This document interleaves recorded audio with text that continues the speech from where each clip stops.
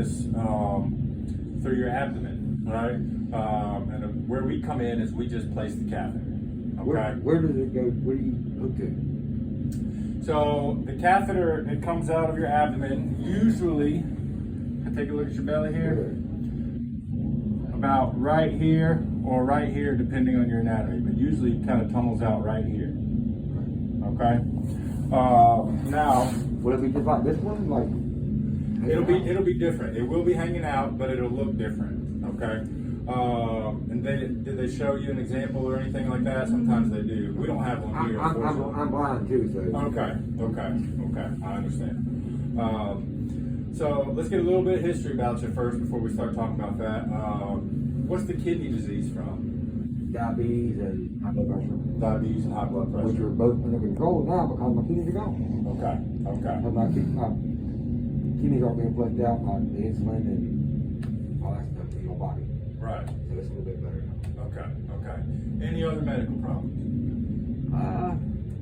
Let's see, my eyes, that's causing diabetes, but it's also macular edema.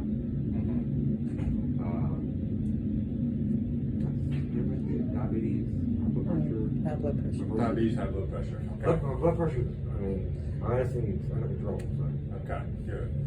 And then, have you ever had any surgeries before besides the fistula?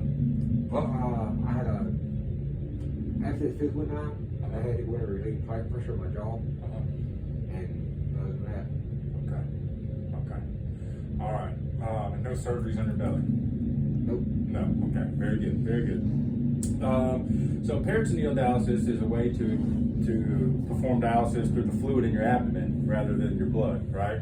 So the people that have the choice, most people prefer peritoneal dialysis to hemodialysis because you can do it from the comfort of your own home, right? You don't have to go to the center 3 days a week for multiple hours at a time. And usually you can just hook it up at home. A lot of people do it, they go to sleep, you know. But where we come in is we just place a catheter, right? Now it is a surgery where we do take you to the operating room, you do go to sleep, okay, under anesthesia. It is an outpatient surgery, you don't have to stay overnight in the hospital, but it is a surgery, okay? And what we do is we make an incision near your belly button and are able to put a camera in and look down and then tunnel the catheter out, like I said, to the left or to the right of your belly button, depending on your anatomy. Where we can encounter problems is if you've had prior abdominal surgeries and there's a lot of scar tissue, then sometimes you're unable to place the catheter, or the catheter can get kinked up in the scar tissue. Okay, the only scar tissue I have my stomach is my shocks. Yeah, and that's fine. You've never had any operations on your belly, so it shouldn't be a problem. You know, it should be straightforward. Shouldn't take that long. Should get to go home the same day. Okay. So you have a little cut near your belly button, and the catheter will tunnel out. And then you kind of just keep it taped up to your abdomen, and they'll teach you how to use it, and you'll start going through catheter training. How long does it take to heal?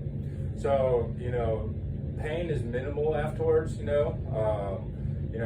will be uncomfortable, right? And you probably get a few pain medicine, little pain pills afterwards, but nothing that you should have to take for more than a couple days. They usually want the catheter to heal. It depends on the nephrologist, but anywhere from 2 weeks to a month.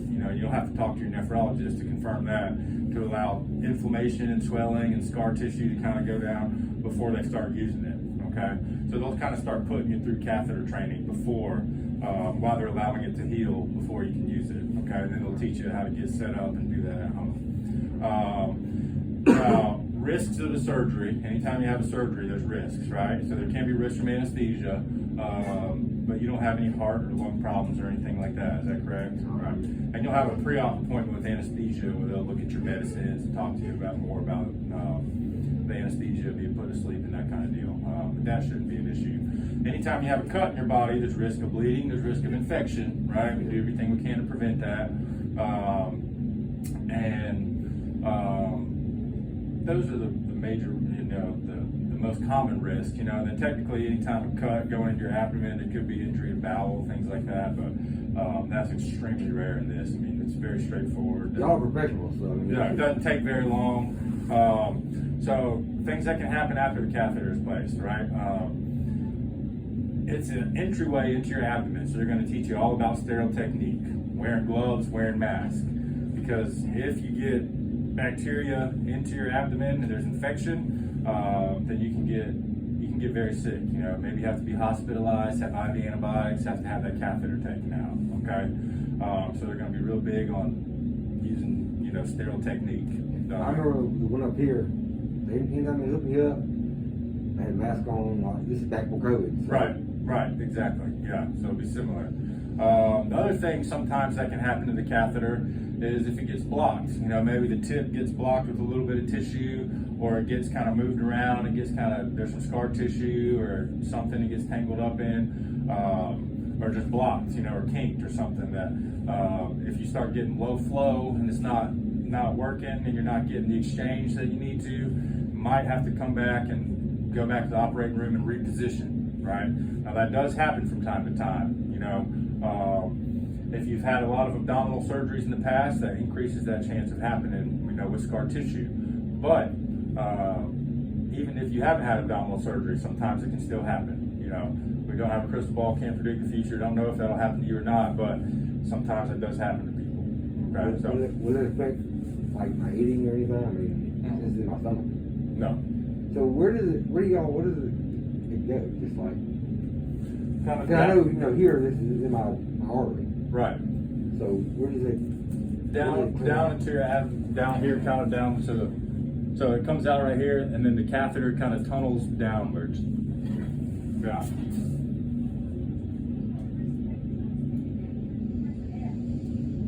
What kind of questions you got? I think that was something like, do you remember you out here?